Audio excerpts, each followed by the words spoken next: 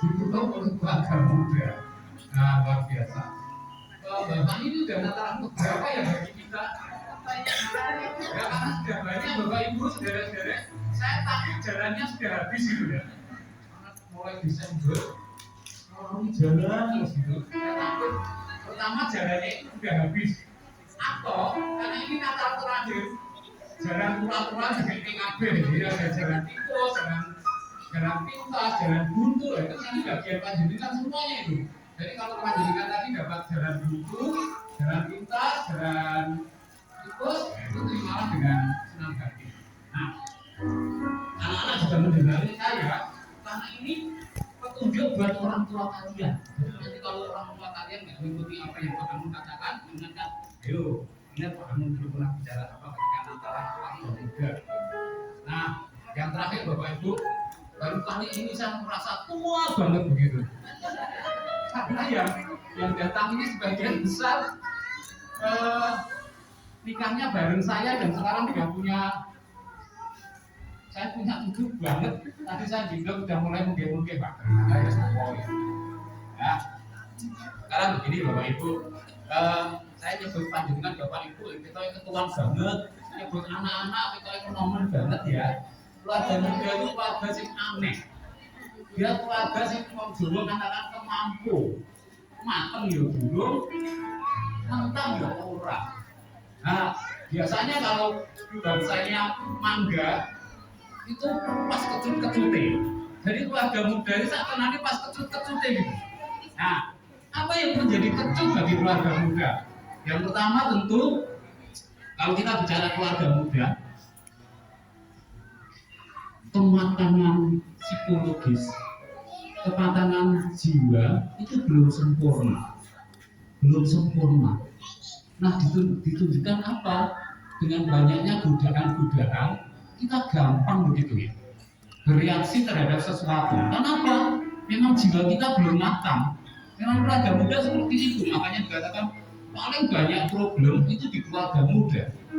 Nah, Pak Anu memberikan contoh. Ada lansia umur 75 dan 77 suami istri sama-sama datang ke sebuah rumah makan dengan keluarga muda suami istri.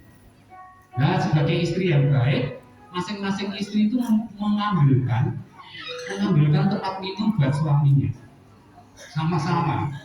Nah, tiba-tiba ketika mau datang ke tempat suaminya, ada perempuan muda melihat salah satu perempuan muda melihat suaminya yang perempuan muda tadi, yang keluarga muda. Apa yang disampaikan? Dia ngomong gini, Mbak, kok ganjil banget toh? Belum pernah lihat laki-laki ya? Gitu. Ya, si perempuan ini lalu marah. Loh, panjenengan siapanya? Saya istrinya. Orang-orang merasa bagus-bagus ya, terjadi pertengkaran gara-gara melihat suaminya. Ini keluarga muda. Jadi kalau keluarga muda lirik kemudian pasangannya agak marah itu normal, karena memang kematangan jiwanya belum sampai di situ. Nah, godaannya menjadi banyak. Berbeda dengan yang lansia tadi. Yang lansia tadi lihat perempuan muda lihat suaminya sambil senyum-senyum ditanya, "Mbak, kenapa tersenyum?" Ibu kenal dengan bapak itu? Iya, dia suami saya. Kenapa? Bu, maaf kalau bilangnya gampang, resletingnya belum dipasang loh. Sebetulnya yang perempuan muda tadi juga mau ngomong gitu loh. Resletingnya suami perempuan muda tadi belum dipasang. Tapi karena masih muda, emosinya itu masih belum stabil, langsung marah. Ada prosesnya sama-sama ketawa, perempuan itu lihat ketawa karena suami orang lain itu resletingnya belum dipasang. Lihatlah yang sudah lansia tadi, emosinya sudah terkontrol sehingga tidak gampang marah. Ini problem dari keluarga muda. Kematangan psikologisnya belum. Yang kedua, ini berkaitan dengan ekonomi. Kebanyakan keluarga muda itu baru berproses menuju kemapanan, belum mapan. Makanya mereka bekerja keras. Raga muda adalah pekerja keras semuanya. Mereka sampai lupa waktu, lupa anak istri, lupa keluarga gara-gara apa? Mencari tadi supaya menjadi mapan. Tapi resikonya luar biasa. Lupa semuanya, lupa anak, lupa istri, lupa waktu, lupa keluarga, termasuk lupa persembahan keluarga muda juga. Lupa persembahan. Karena apa? Merasa belum mapan, mencari kemapanan. Ini dua hal. Ini dua hal yang kalian alami. Dan ini resikonya berat sekali. Ekonomi menjadi beban, menjadi persoalan dalam kehidupan rumah tangga. Bisa menjadi persoalan. Emosi belum stabil, masalah sedikit jadi besar. Berbeda dengan kami yang sudah tua ini. Kalau kami akhirnya nggak bisa punya kendaraan mewah seperti tank gitu, ya nggak apa-apa, karena apa? Sebelumnya ya rano, mikir. Kalau kalian masih beli. Nah, karena itu, ini sekarang tadi saya Pak Anu katakan, Pak Anu akan berikan kepada kalian satu jalan utama supaya apa? Tadi kematangan jiwa, spiritu, psikologis itu belum bisa langsung di sekarang besok langsung matang ya. Demikian juga kematangan ekonomi. Kalian harus berproses sedikit demi sedikit untuk mencapai satu tahap kematangan. Nah, apa yang bisa kalian gunakan supaya proses ini boleh berjalan dengan baik tanpa menimbulkan tadi problema rumah tangga, percekcokan, pertengkaran, salah mengerti, kemudian semuanya bisa menjadi satu. Silahkan kalian buka Mazmur 1. Nah, Mazmur 1 ayat 1 sampai 3. Yuk, anak-anak boleh membacakan bagi orang tua siapa yang punya Alkitab. Bawa ya, bawa ya.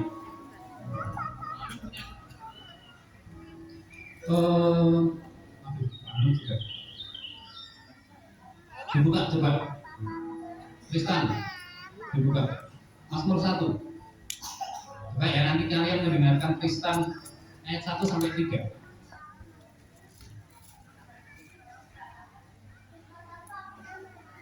Yuk berdiri sini. Yuk. Jalan, satunya jalan. 3 ya. Yuk. Para bapak ibu dengerin anak-anak kalian. Nih.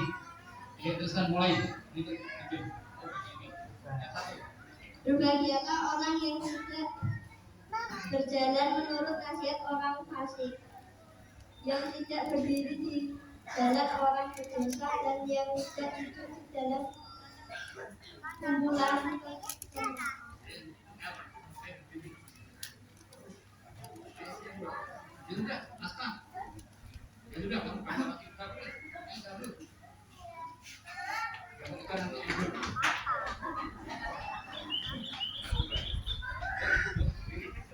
tetapi yang katanya ialah Taurat Ibrani, dan yang menunjukkan Taurat itu yang berbeda.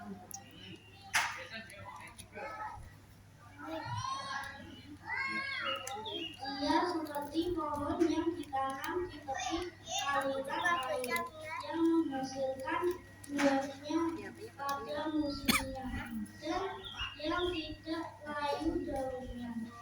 Apa saja yang diperbuatnya berhasil.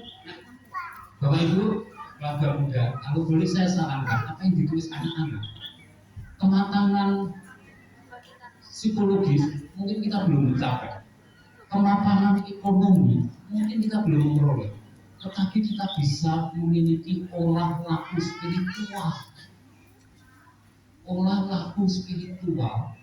yang akan menolong kita menuju kematangan secara psikologis. Kita lebih cepat matang secara psikologis ketika kita memiliki olah laku spiritual, kedewasaan spiritual kita yang dibutuhkan oleh keluarga muda. Nah, kalian punya anak-anak, pernahkah kalian memiliki waktu bersama untuk berdoa? Ini salah satu bagian dari laku spiritual, bersama berdoa. Apakah kalian punya waktu dengan pasanganmu untuk berdoa bersama meskipun tempatnya berjauhan? Tentukan waktu. Yuk, jam 10 sebelum kita tidur bersama, kita berdoa suami istri, anak-anak diajak untuk bersama-sama setiap hari untuk melakukan olah spiritual. Coba kalian rasakan, apakah ada hal-hal yang kemudian mengubah pandangan kalian berkaitan dengan kematangan psikologis tadi, berkaitan dengan pencurian kemapanan dalam hal kebutuhan finansial. Coba kalian rasakan, kalau kalian sungguh-sungguh melakukan itu, jadi sungguh-sungguh ya, kalian menikmati kebersamaan membaca Alkitab, kalian kebersamaan dalam berdoa, dalam hal pelayanan, lakukanlah itu dengan sukacita. Jadi pelayanan-pelayanan yang dilakukan dengan sukacita tanpa tanpa gampang terluka, karena kita untuk Tuhan itu merupakan laku spiritual yang menolong kalian untuk nanti kematangan psikologis itu bisa kita capai, walaupun kita belum mencapai umpamanya seharusnya 40 tahun ya, seharusnya 50 tahun, tapi kita bisa mencapai sebelumnya.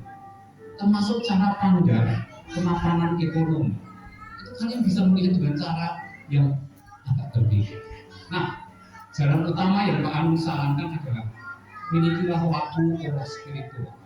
Ini akan menolong kalian menuju kedewasaan spiritual. Kalau secara spiritual kita dewasa, kita akan lebih gampang mematangkan psikologi kita. Kita akan lebih gampang melihat bagaimana mapan secara ekonomi. Nah, ini jalan utamanya. Tapi sekali lagi kan Pak Anu katakan bahwa karena ini terakhir, jalannya agak banyak. Nah, laku spiritual ini, anggap saja ini jalan tol kalian. Jalan tol kalian. Nah, sekarang kalau kita sudah punya laku spiritual, kita akan lihat exit tolnya di mana. Ada jalan yang kemudian kita harus keluar.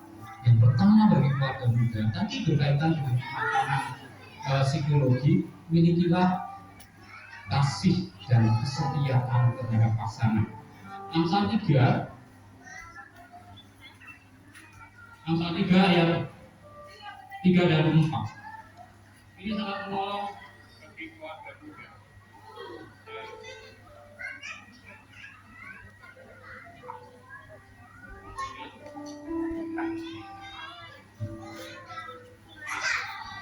Saya akan membacakan dari Amsal 3 ayat 4 dan 5. Janganlah kiranya kasih dan setia meninggalkan dirimu. Kalungkanlah itu pada lehermu, tuliskanlah itu pada hatimu, maka engkau akan mendapat kasih dan penghargaan dalam pandangan Allah serta manusia. Mengapa pernikahan Kristen itu selalu dibawa ke hadapan Tuhan untuk diberkati, untuk diteguhkan? Karena pernikahan itu gambaran kasih Allah dan manusia yang bertemu. Dalam tradisi Katolik bahkan disebut sebagai sakramental, peristiwa sakramental. Dalam tradisi Protestan dia bukan sakramen, tapi merupakan peristiwa sakramental. Artinya melalui pernikahan itu kasih antara Allah dan manusia disatukan. Maka apapun terjadi, kenakanlah itu kesetiaan dan kasih. Ini bisa terjadi kalau apa? Kita membangun sekali lagi jalan tolnya tadi. Jalan tolnya kita bangun dulu. Eksistornya jadi gampang. Kesetiaan dan kasih jadi gampang ketika kita membangun laku spiritual yang benar. Dan yang kedua, Bapak, saya lihat keluarga muda itu gembiranya kalau bertemu bersama-sama. Benar kalau ketemu bareng-bareng itu. Tapi kalau sendiri kita bongkok, bebannya berat. Dan itu bongkok-bongkok karena beban materinya berat banget. Kami belum punya rumah, penghasilan kami begini. Kenapa begitu? Nah, makanya hal yang kedua, milikilah yang ini disebut milikilah kegembiraan dalam hidup. Hati yang gembira adalah obat. Semangat yang patah mengeringkan tulang. Kalau kalian gembira, lihat uang 1 juta, wah ini luar biasa ini, bisa memberi makan 5.000 orang. Tapi kalau kalian aduh, kalau kalian nggak hidup ya 1 juta yang sama. Aduh, ngomong 1 juta dong. Tanggungnya apa zaman saiki? Enggak. Cara pandang kita harus kita ganti. Gembira, ucap nama. Katanya masa muda itu masa yang paling menyenangkan, masa kegembiraan.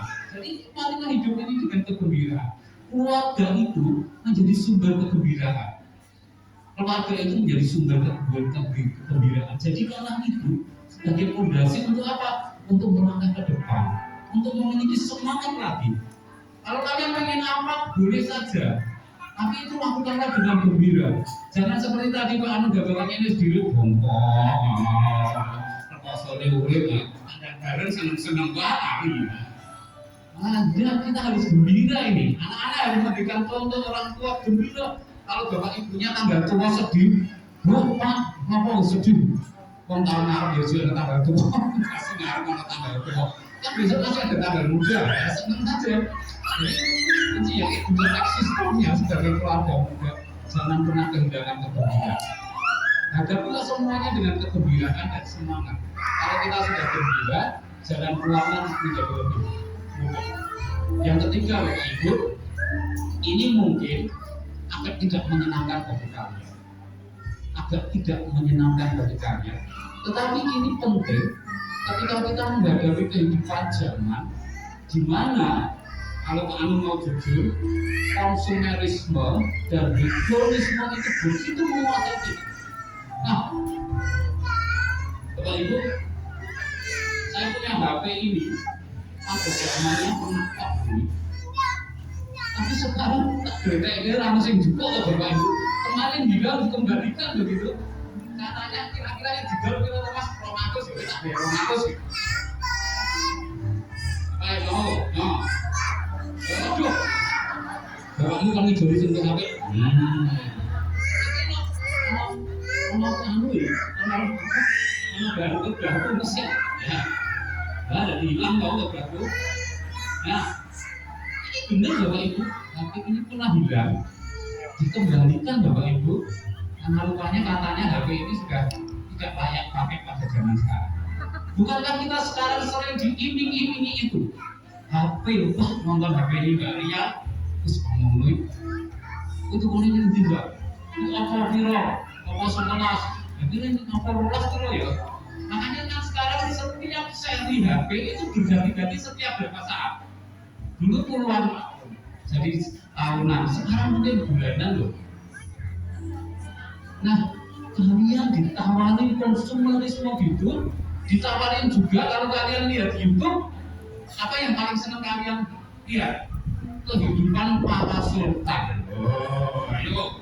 Makanya kalau kalian lihat YouTube-nya para sultan itu subscribe-nya jutaan, yang nonton jutaan.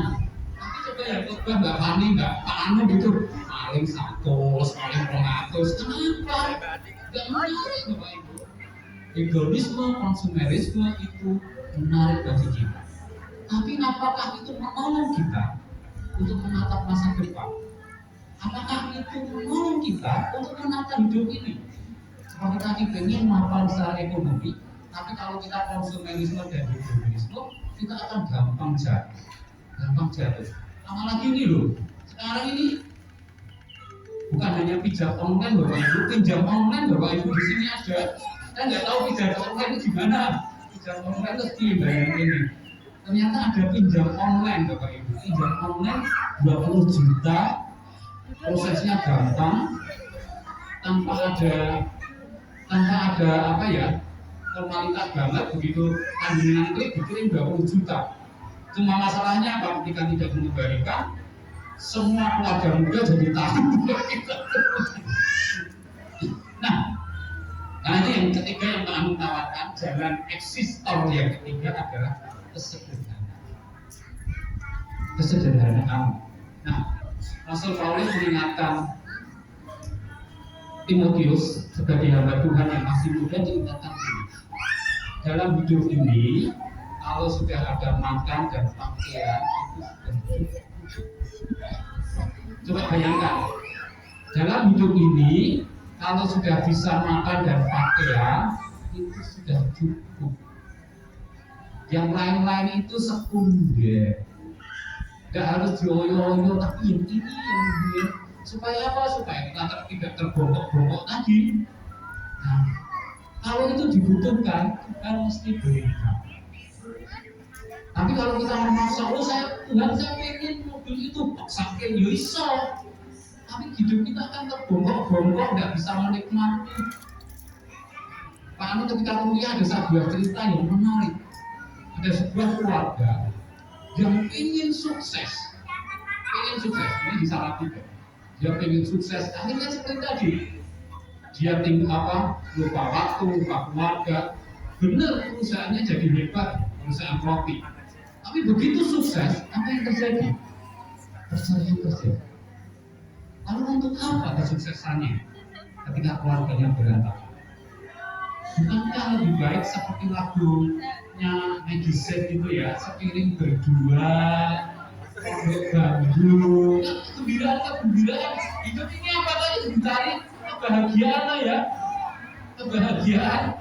Kalau kebahagiaan bisa dicari dengan sederhana, kenapa harus sulit-sulit?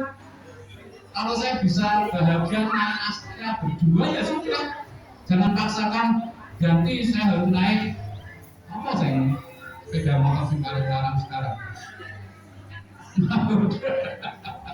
Ya wes, saya harus naik motornya. Kalau saya kan sukanya Marquez, ya, saya harus punya miliknya Marquez. Ini keluarga muda bapak-bapak ini hobinya gitu. Kalau bisa, aku sudah punya sepeda motor ini, tapi aku pengen model sport itu loh, supaya istriku kalau bonceng jengking banget gitu. Wah, kalau masih pacaran enak bapak ibu, bonceng jengking itu, sing ditabrak akeh gitu ya. Tapi kalau wis suami istri 15 tahun, tambah ganti mobil ini, mas mangkat ini, paham? Yang mudah kesambung-sambung, bukan itu. Ternyata tidak selalu kesederhanaan itu menunjukkan kemiskinan kita, tapi kesederhanaan itu sebuah pilihan hidup. Supaya apa? Supaya kita dapat menikmati setiap berkat. Nah, anak-anak, ini yang paling penting. Ingatkan orang tua kalian, kalau mulai hari ini tidak mengajak kalian membaca Alkitab, tidak mengajak kalian berdoa, ingatkan, ya.